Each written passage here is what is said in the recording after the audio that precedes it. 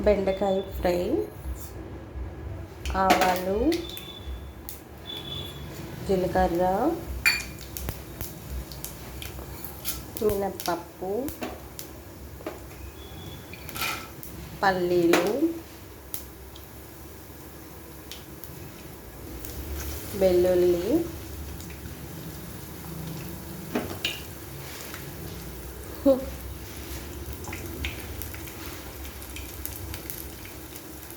కరివేపాకు,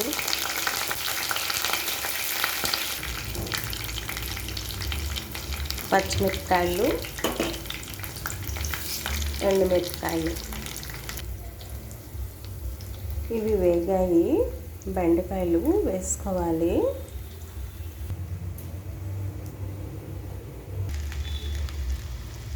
బెండకాయలు వేసిన తర్వాత కలుపుకోవాలి, మూత పెట్టకూడదండి.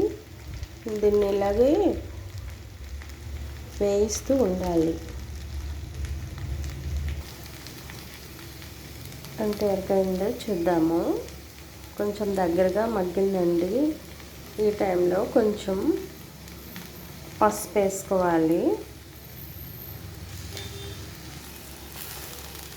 ఫ్రై అయిపోయిందండి బెండకాయ. ఈ టైంలో కాస్త సాల్ట్ వేసుకోవాలి.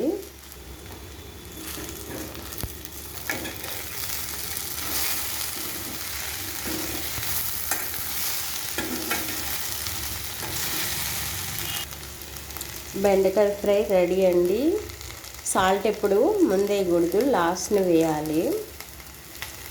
లేకపోతే వాటర్లా వచ్చేసి జిగిడి జిగిడిగా ఉంటుంది. మొత్తం సిమ్లోనే పెట్టి ఫ్రై చేసుకోవాలండి. అయిపోయింది బెండకాయ ఫ్రై.